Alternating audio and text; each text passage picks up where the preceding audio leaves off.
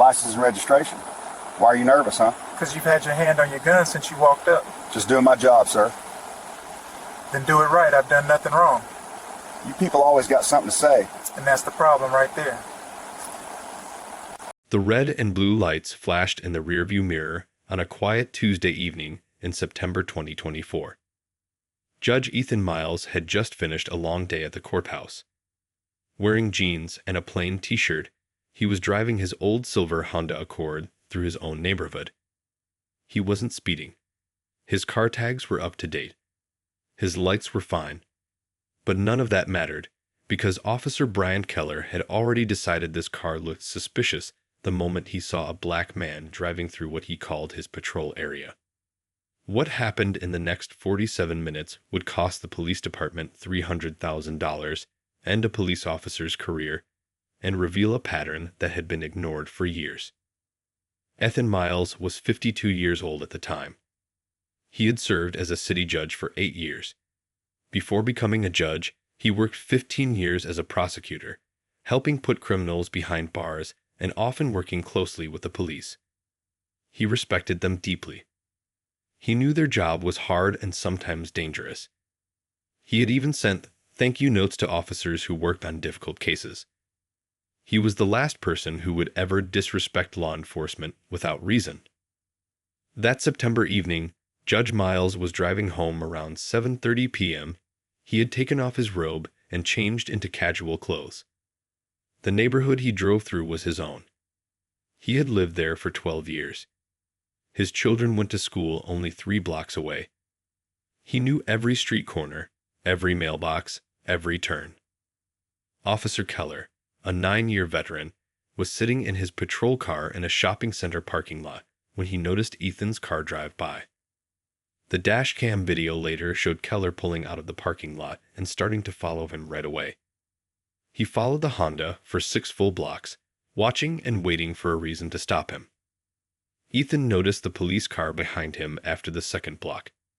He checked his speedometer minus 32 miles per hour in a 35 zone. He checked his phone. It was sitting untouched in the cup holder.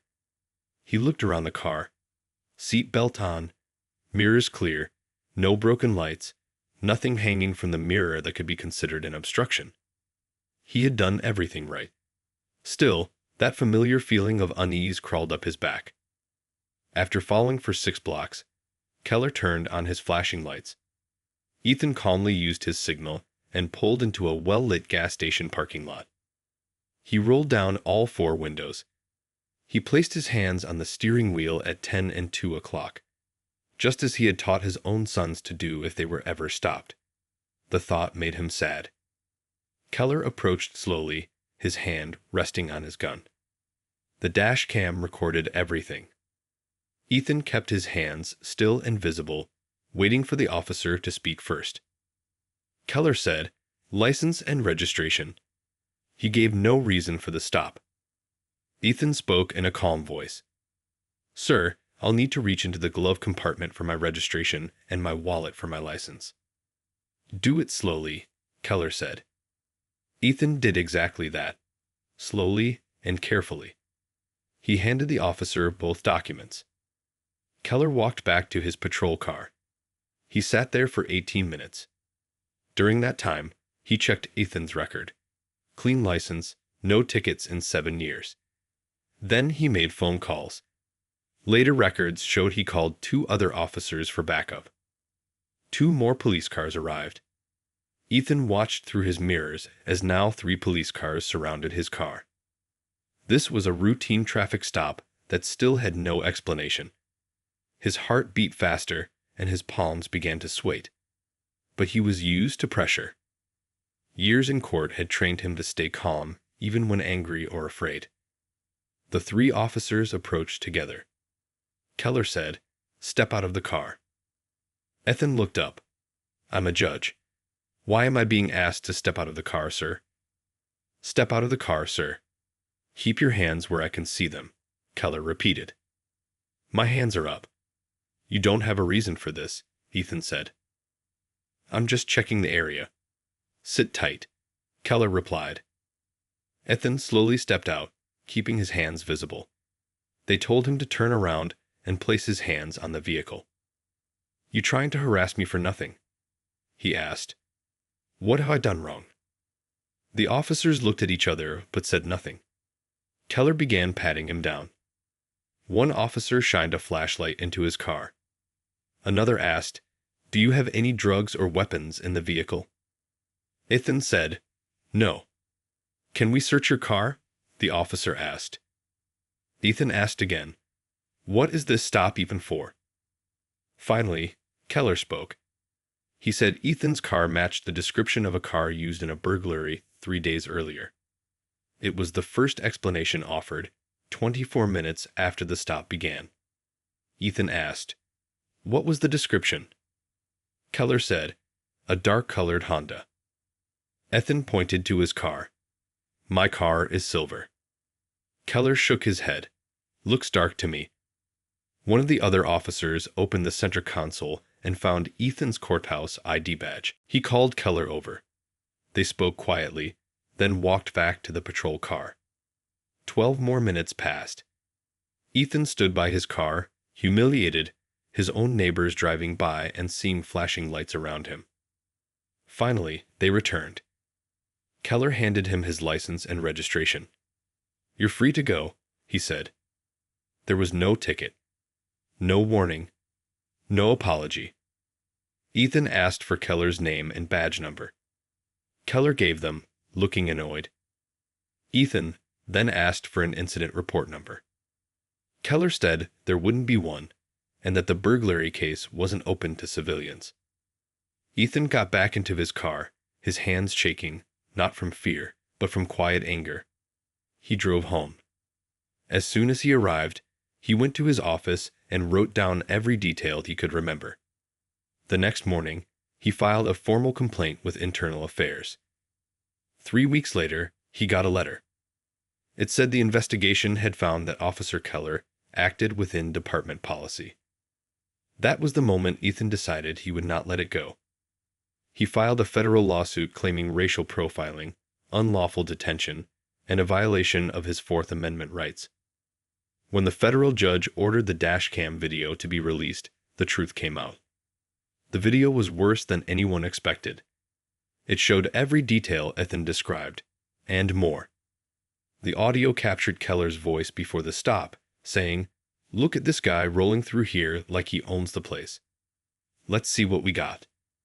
That one sentence changed everything. Ethan's lawyers dug into Keller's record.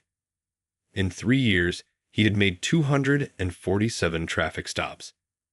Out of those, 189 were black drivers, 76% of his total stops, in an area where only 23% of residents were black.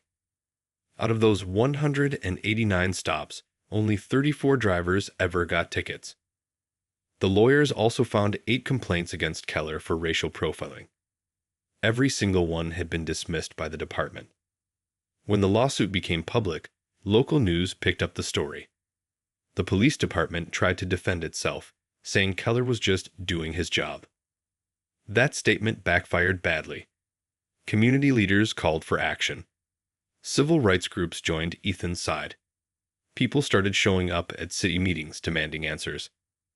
A few months later, facing a trial they knew they would lose, the department settled. The agreement was for $300,000. But Ethan refused to keep it secret. He turned down the confidentiality clause, saying, "The public has a right to know how their police behave." Officer Keller was fired from the force. He tried to appeal the decision, but it failed. His career was over. As part of the settlement, the police department agreed to several major changes. They added mandatory racial bias training for every officer. They set up a database to track every traffic stop by race, reason, and result. They also accepted independent monitoring for 3 years to make sure the reforms were real. Ethan didn't file the lawsuit for money. He said later, "I wanted my sons to see that silence helps no one. You can't fix what you won't face." Months later, the local police academy added his case to their training program. New recruits were shown the Dashcam video as a lesson in what not to do. The case became known as the 47-minute stop. Ethan returned to his courtroom. He still handled cases with fairness, but people noticed he had changed. He listened longer. He looked deeper. He understood something that only experience could teach, that justice on paper meant nothing unless it reached the streets. The traffic stop that Officer Keller thought would be a simple routine became the moment that defined his career. And for Judge Ethan Miles, it became proof that even those who know the law can still be judged unfairly by the color of their skin, not the content of their actions. The $300,000 case became a lesson for an entire city, a small but powerful victory for everyone who has ever been stopped, questioned, or doubted for no reason other than being who they are.